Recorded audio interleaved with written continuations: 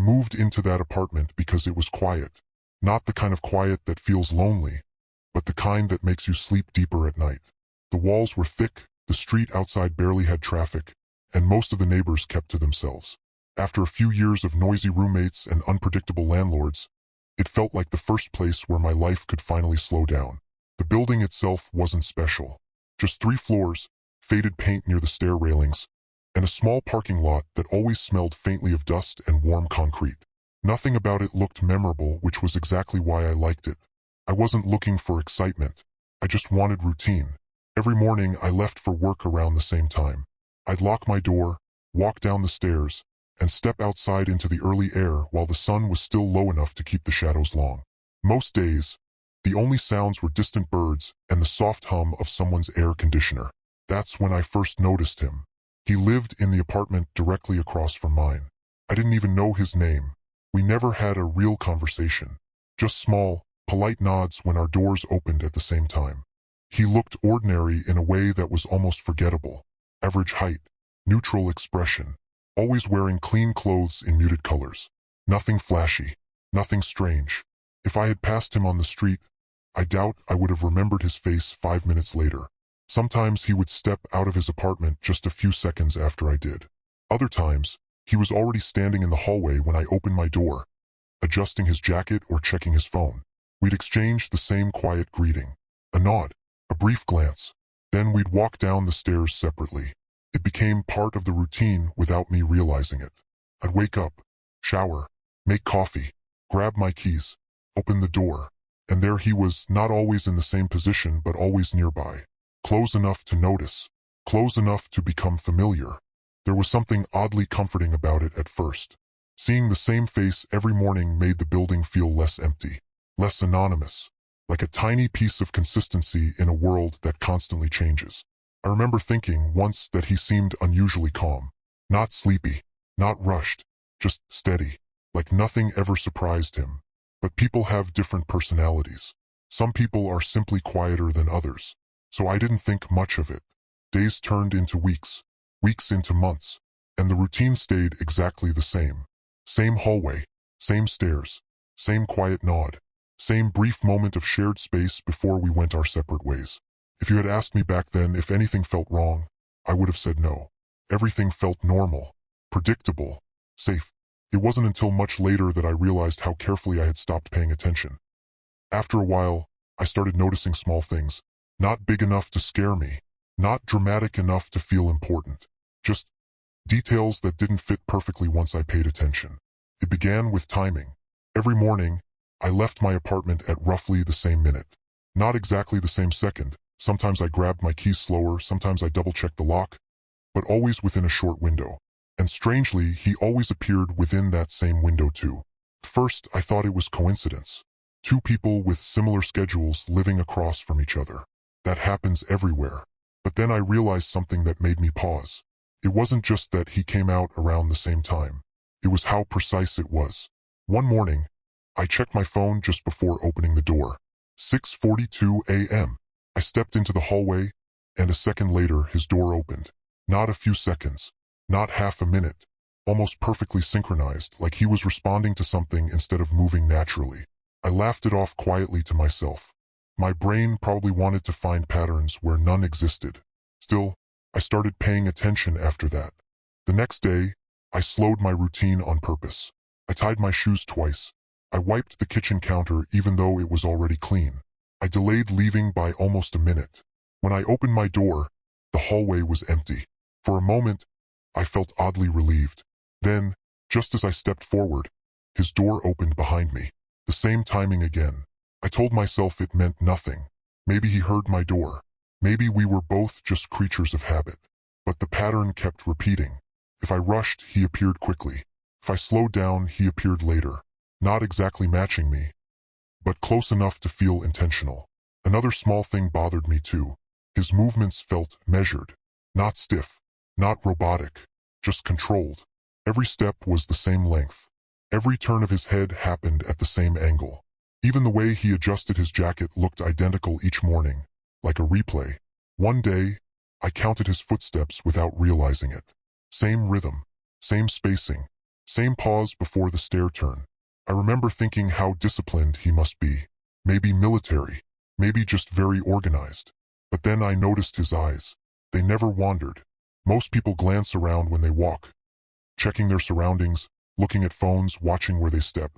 His gaze stayed forward almost the entire time, unblinking longer than felt natural, like he was focused on something only he could see. Once our eyes met for half a second. There was no emotion there. No curiosity. No recognition. Just stillness. Not cold. Not angry. Empty. I broke eye contact first without knowing why. That night, I told myself I was overthinking everything. Stress does strange things to the brain. When life becomes routine, the mind looks for excitement, even in ordinary places. So I went to sleep, but the next morning, the timing was perfect again. By the third week of noticing the timing, I stopped pretending it was coincidence. I didn't tell anyone about it because saying it out loud felt silly, like admitting I was afraid of nothing. But inside my head, the observations kept stacking quietly one on top of another. It wasn't just when we left our apartments anymore either. I started seeing him at other times too. Sometimes when I came back from work earlier than usual, he would be in the hallway standing near his door like he had just arrived as well. Other times if I stepped out late in the evening to take a phone call or throw away trash, his door would open within moments of mine. Always close in timing, always just slightly delayed. One evening I decided to test it without fully admitting to myself that I was testing anything. I opened my door, stepped into the hallway, then immediately stepped back inside and closed it quietly and waited. 10 seconds passed, then 20, then 30, nothing happened, and just as I started feeling foolish, his door opened. I heard the soft click of the handle and the slow hinge movement and a pause that felt like someone listening. I didn't move, and after a few seconds his door closed again and my chest felt tight in a way I couldn't explain. The next morning I pushed it further. As soon as I stepped into the hallway, I stopped walking and stood completely still, pretending to check something on my phone while watching him from the corner of my eye, and he stopped too. Not immediately, but half a second later, his body froze in almost the same position as mine. His foot paused mid-shift, his shoulders angled forward, matching my posture just enough to feel wrong, and I told myself it was coincidence again, even though my hands felt cold. Then I noticed the blinking, and once I saw it I couldn't unsee it. He blinked in patterns, not random human blinking but repeated sequences, 2 quick blinks, a pause, 1 slow blink, another pause, the same pattern every day. I started catching myself blinking slower, deliberately changing my rhythm, and a few seconds later his blinking changed too. Not perfectly synchronized, but close, always close. The final moment that broke my denial happened on a quiet afternoon when I came home early and stood outside my door pretending to search for my keys, even though they were already in my hand, and my reflection stared back at me faintly in the dark paint of the doorframe. Then I tilted my head slightly to the left, and from the corner of my eye I saw movement as he tilted his head the same way. Same angle, same speed, same slight hesitation at the end of the motion, like a delayed mirror, and my heart started beating faster, not from panic but from something colder, recognition. Because whatever was living across from me wasn't just sharing my schedule anymore. It was watching me, learning me. After that afternoon, I couldn't pretend anymore. Something had shifted inside me, and every small movement in that hallway felt heavier than it used to. I started waking up earlier than normal just to watch the timing more carefully, standing behind my door listening for footsteps and breathing sounds that didn't belong to me. And every single morning the pattern repeated itself with the same quiet precision. If I delayed my routine even slightly, his door would wait. If I rushed, mine would answer quickly, always responding instead of acting, always following instead of leading, and the idea settled into my mind slowly and uncomfortably that maybe he wasn't living on a schedule at all. Maybe he was living on mine. The thought stayed with me all day at work, distracting me, replaying the moments in my head until I decided I needed proof instead of imagination. Something simple and undeniable, something that coincidence couldn't explain away. So the next morning I tried something that no normal person would ever accidentally copy.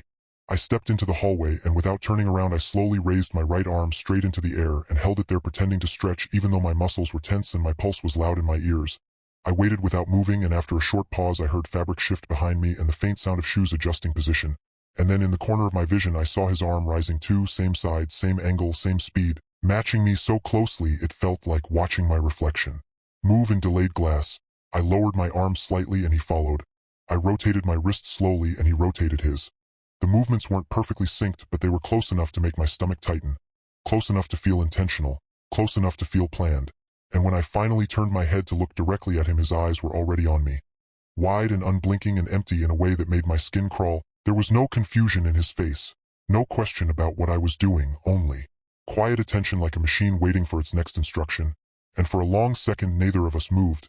The hallway felt too silent, too narrow, like the air itself was holding its breath. And then without breaking eye contact, he slowly lowered his arm exactly the way I had just done, copying the final motion perfectly, and something inside me finally accepted what my mind had been avoiding. This wasn't coincidence. This wasn't habit. This wasn't harmless routine anymore. Whatever was standing across from me was actively studying me, memorizing me, practicing me, and the most unsettling part wasn't the fear rising in my chest. It was the calm precision in his movements that suggested he had been doing this for a very long time, just waiting for the right moment for me to notice. After that morning, I avoided the hallway whenever I could, leaving earlier than usual, coming back later than normal, pretending my schedule was flexible even though my nerves were constantly tight and alert. But no matter how much I tried to change my routine, the sense of being observed never left me. Even inside my apartment, I caught myself listening for sounds that didn't belong to my own movements, the faint shift of air under the door, the soft vibration of footsteps through the floor, and the memory of his empty eyes kept replaying in my mind like a warning I couldn't shut off. I started searching online late at night, not even knowing what words to type. Phrases like people copying behavior, delayed mirrors, human mimics, things that pretend to be human, and most of what I found was nonsense. Stories buried in forums, strange posts written by people who sounded half paranoid and half desperate, but certain details kept repeating across different accounts. Descriptions of figures that learned by observing, entities that didn't understand emotion but understood patterns, things that lived close to people because proximity made imitation easier, and the more I read, the more the small pieces in my own experience began quietly aligning in ways I didn't like. The precision of the timing, the repeated blinking sequences, the delayed physical copying, the lack of natural expression, it all matched too cleanly to dismiss, and the idea settled into my thoughts slowly and heavily. That whatever was across the hallway from me wasn't pretending to be human the way an actor pretends to be someone else. It was studying what human behavior looked like so it could become convincing at it, like a language being learned one movement at a time. And once that idea took root, I began noticing even more subtle inconsistencies that I hadn't paid attention to before. The way his breathing never seemed to change with physical movement. The way his footsteps never varied in pressure or speed. The way his posture reset itself each time he stopped walking, like a paused machine resuming playback.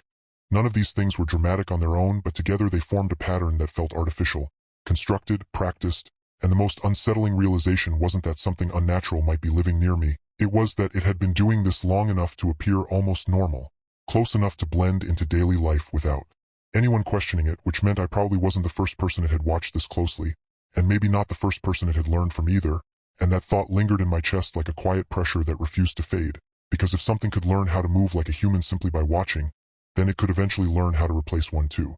After that realization, I stopped trying to prove anything and focused instead on staying invisible. I kept my lights dim at night, avoided the hallway whenever I heard movement outside my door, and changed my routine so often that even I started losing track of my own habits, hoping confusion would make me harder to study. But the silence in the building began feeling different, heavier, like something was waiting patiently rather than simply existing. Days passed without seeing him, and part of me wanted to believe he had moved out or lost interest, that maybe whatever had been happening had finally ended, and for a brief moment the tension in my chest loosened enough for me to breathe normally again, until one morning when I stepped outside and noticed his door standing slightly open. Not wide enough to see inside, just enough to reveal darkness where light should have been. The hallway felt colder than usual and unnaturally quiet. No footsteps, no movement, no familiar presence behind me, and for the first time in weeks I walked down the stairs alone. The absence should have felt like relief, but instead it felt wrong. Like the sudden quiet after a constant noise disappears and leaves your ears ringing. The day passed uneasily, and when I returned home that evening the door was still open in the same position. Unchanged, untouched, as if nothing inside had moved all day. I stood there longer than I should have, staring into the narrow gap, half expecting something to step out or copy my breathing or mirror my posture one last time. But nothing happened, and eventually I went inside and locked my door tightly behind me, telling myself that maybe this was finally over, maybe whatever had been watching me had moved on or finished learning what it needed. I almost believed it until the next morning when I left earlier than usual and crossed the street toward my car, and that's when I noticed someone standing near the corner of the block, a figure partially hidden by shadow and distance, facing away from me, doing something small and familiar, tying their shoes the exact same way I always do, same slow loop, same pull tight, same brief pause before standing, and when they finished they stood still for half a second longer than necessary, like they were waiting for the next instruction, and even though I couldn't see their face clearly, my body reacted before my mind did, because the timing was wrong in the same way I had learned to recognize, just slightly delayed, just slightly copied, and in that moment I understood. Something that made my stomach feel hollow and cold. Whatever had been living across the hallway wasn't gone. It had simply finished practicing, and now it didn't need to stand so close anymore to keep learning how to be me.